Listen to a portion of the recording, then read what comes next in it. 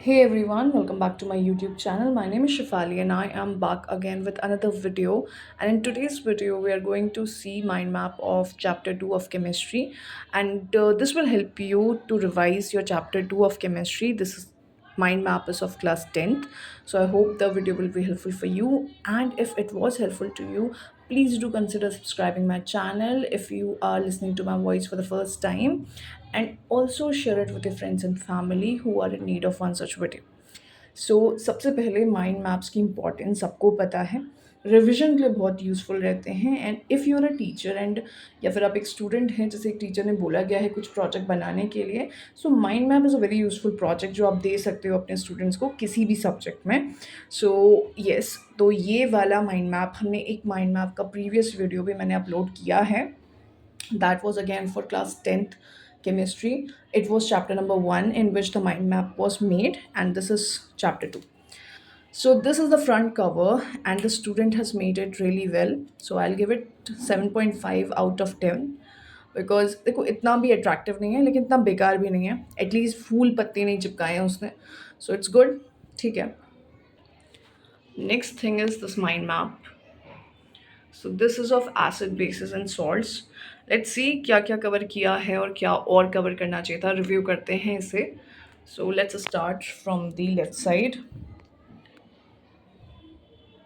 सबसे पहले इंडिकेटर्स के बारे में बताया है, विच इज़ गुड बताना भी, मतलब इंडिकेटर्स नेचुरल इंडिकेटर्स होते हैं हमारे पास, सिंथेटिक होते हैं। तो ये सब चीज़ें यूनिवर्सल इंडिकेटर है, ये सब चीज़ें भी लिखनी चाहिए थी यहाँ पे इसने कि कौन कौन से इंडिकेटर्स होते हैं विथ एग्जाम्पल, तो माइंड मैप ज़्यादा और अच्छा होता एग्जाम्पल्स के साथ। और क्या कलर चेंज होता है उनका when they react with acid and base, तो ये चीज़ एक ऐड करनी चाहिए थी यहाँ पे इसने। Next is acid. तो एसिड्स की डेफिनेशन दी है, एंड एसिड्स रिएक्ट विद, जब मेटल के साथ रिएक्ट करता है तो हाइड्रोजन गैस लिबरेट करता है, एक एग्जांपल दिया हुआ है। Then acid reacts with metal bicarbonate के साथ भी एग्जांपल दिया है, which is good. Then a beaker made, और यहाँ पे दिखा रखा है कि केमिकल प्रॉपर्टीज़ ऑफ एसिड्स, तो ये सारी केमिकल प्रॉपर्टीज़ हैं एसिड्स की। ठीक है, पीएच के बारे में बताया है, सोरेनसन ने ये डिवाइस को प्रपोज किया था 1909 में, ये भी मैंशनड है यहाँ पे। देन बेसिस के बारे में बताया है, and bases react with some metals, some a reaction with an example over here is written। Universal indicator यहाँ पे इसने बताया है, यहाँ पे भी बताना चाहिए था थोड़ा इंडिकेटर्स के बारे में इसने।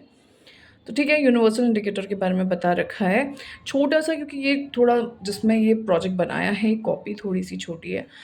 अगर आप बड़ी कॉपी में से बनाते हैं, ज़रूरी नहीं है आप एक पेज में से बनाएं, बस ये रिवीजन में आपके सब कुछ आ जाना चाहिए, तो सारे पॉइंट्स यहाँ पे इंक्लूड होने चाहिए एक चैप्टर के। And acid basis and salt तो वैसे ही बहुत लेंदी चैप्टर है, तो यहाँ पे सब चीज़ें आनी चाहिए। ऐसा नहीं है कि आप बस लिख दे रहे हैं अपने हिसाब से, तो ये ऐसा नहीं होना चाहिए। सॉल्ट्स के बारे में डेफिनेशन दिया है, फिर pH of salt solution, neutral reactions, different type of salt, family of salts. Let's see second page में क्या है। वैसे अगर सॉल्ट यहाँ पे मेंशनड है तो यहाँ पे different types of salts and properties of salts, ये सब चीज़ें भी बतानी चाहिए थी, वो इंक्लूड होना चाहिए था यहाँ पे। ओके, तो ये pH of salt solution neutral कर देता है, ये तो दे रखा है इन्हें, विद एग्जाम्पल बताना चाहिए था यहाँ पे again. Then in the next page we have properties of washing soda. तो अब ये वॉशिंग सोडा में आ गए हैं सीधे, वॉशिंग तो बहुत सारी चीज़ें इधर मिसिंग है, जैसे कि टाइप्स ऑफ एसिड्स नहीं बताए हैं कि ऑर्गेनिक होते हैं, मिनरल होते हैं, फिर मतलब बहुत सारे टॉपिक्स मिसिंग हैं भाई। See mind map doesn't means you just have to decorate it well, mind map means you have to make it like when you revise, तो कोई भी टॉपिक छूटना नहीं चाहिए, आप समझ पाओ कि उसमें से मतलब सारे टॉपिक्स आपके कवर हो जाएं। ठीक है, तो उस तरीके से बनाया जाता है माइंड मैप, और यहाँ पे बहुत कुछ मिसिंग है। Next is